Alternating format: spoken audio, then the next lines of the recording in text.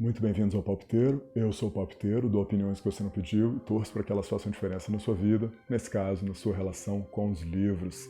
Pois bem, pessoal, e hoje a gente fala de um livro de crônicas de fantasia medieval, crônicas de dark fantasy, né? Fantasia sombria, aquela história de guerreiros de armadura e dragões, só que com uma pegada um pouco mais brutal. Essas são as Crônicas da Tormenta, uma coletânea de contos ambientados no universo Tormenta, já mencionado aqui, quando eu falei sobre os livros do Leonel Caldela e de outros autores, que agora dividem espaço com autores mais jovens, né, autores iniciantes, que deram a sua contribuição para o cenário. Vamos a ele sem demora, então, só com uma observação, pessoal. O conto, diferentemente do romance, prima pela narrativa mais agressiva, mais rápida e pelas suas reviravoltas ao final. Justamente por isso, essa é uma resenha sem spoilers, beleza? Não pretendo revelar muito do enredo de cada um deles, só quero passar para vocês as minhas impressões e elas são muito positivas. Bem rapidamente, então, História de Herói, do Leonel Caldela, dispensa apresentações, e aqui ele fala sobre uma narrativa em que a vontade humana se funde aos desígnios divinos e ele faz isso da forma debochada e excelente com que ele costuma fazer nos outros livros. Sempre com uma certa maldade ali para falar do envelhecimento, né? Ele diz que uma paixonite do protagonista decaía a cada verão, ali tentando mostrar o tanto que as pessoas sofriam com a passagem do tempo.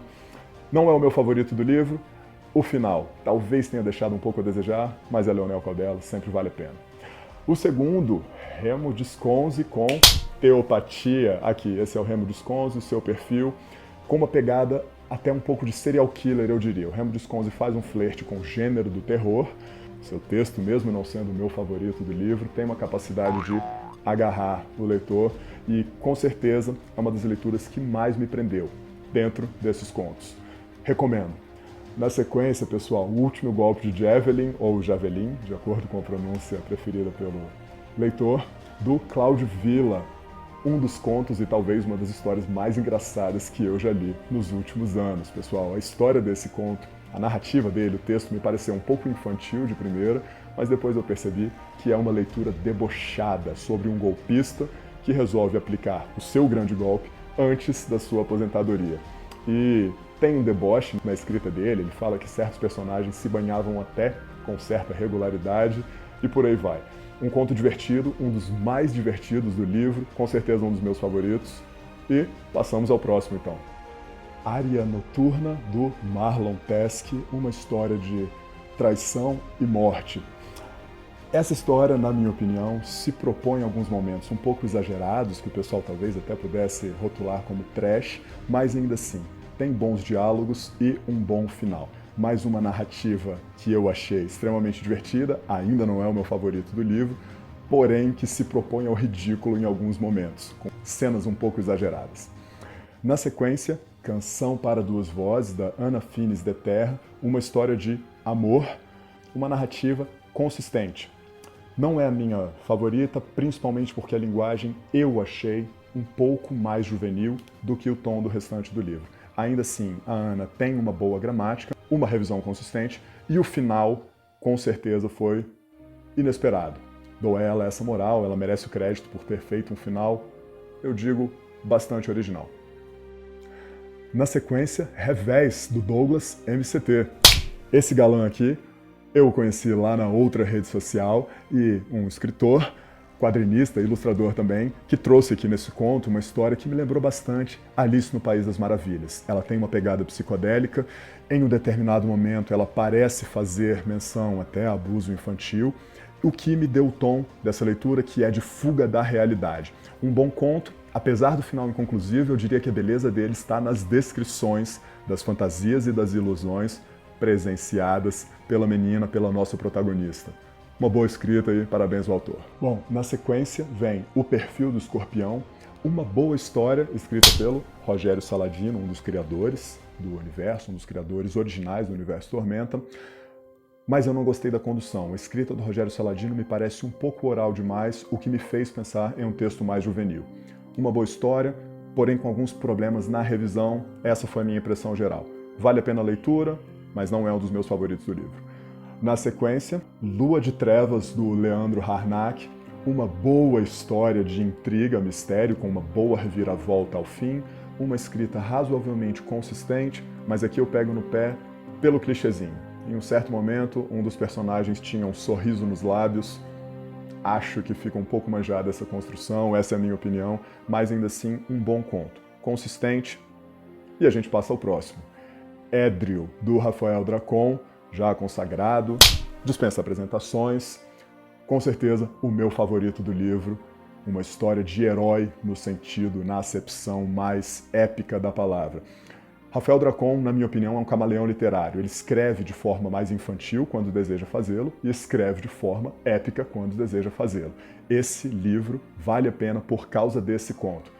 Pensem só nessas passagens aqui. Não havia nada que aquele paladino não pudesse carregar. É a destruição absoluta do mal proposta, engendrada pela personificação máxima do bem, a forma mais violenta do bem. Com certeza, meu conto favorito do livro, vale a leitura.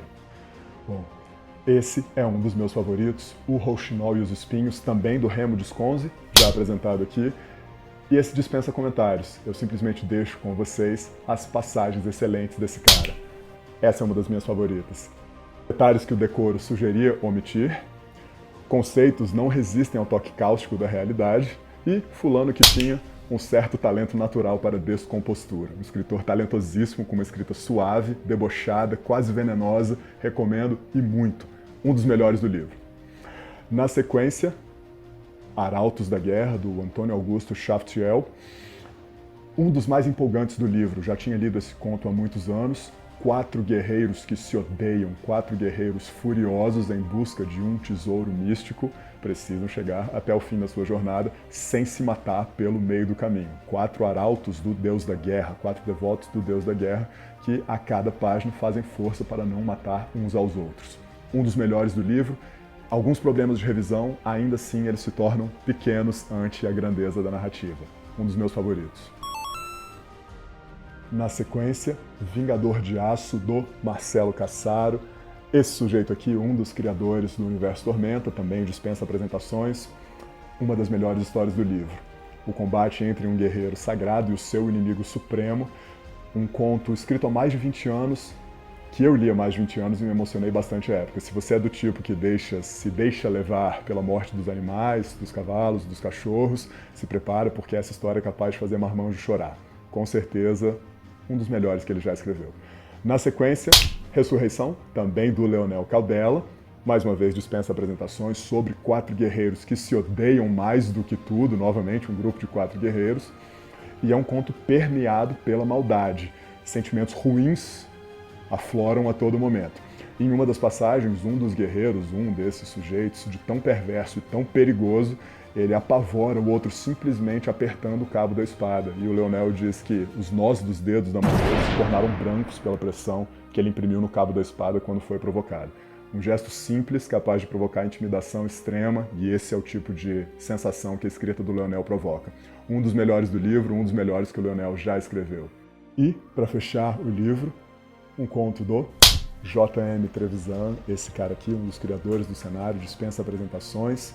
O Cerco, um dos contos responsáveis por definir os rumos do Universo Tormenta. O Trevisan, mesmo não se apresentando como um escritor profissional, é um cara com momentos que para mim beiram a excelência. Ele tem muito punch no sentido de ser um cara capaz de te agarrar. O texto dele te pega rapidamente e você não consegue tirar os olhos do papel. Essa é a principal característica dele. Abrir os seus parágrafos e os seus livros com frases de muito impacto que agarram o leitor com muita força logo ali nos primeiros segundos de leitura. Esse conto tem essa característica, na minha opinião, um dos melhores do livro e eu diria que é indispensável. Extremamente empolgante e um final de fazer uau! Pois bem, pessoal, concluo aqui a minha análise rápida, sobre as Crônicas da Tormenta. Agradeço aos autores por terem me proporcionado essa leitura de qualidade. Parabéns aos editores que tiveram uma boa percepção ao reunir contos que eu acho que todos vibram na mesma frequência. Podem reparar que eu falei várias vezes sobre a escrita suave, a escrita debochada, um pouco de veneno no texto, que parece ter permeado boa parte desse livro. Talvez o editor tenha se deixado levar por essa característica e eu acho que foi uma escolha muito, muito feliz. Pois bem, a gente pode se ver em breve com a resenha de As Crônicas da Tormenta, segundo volume, e aguardo vocês lá. Mais uma vez agradeço aos autores, parabenizo a todos por terem criado mais histórias para que a gente possa viajar e apreciar. É isso, a gente se vê em breve. Valeu!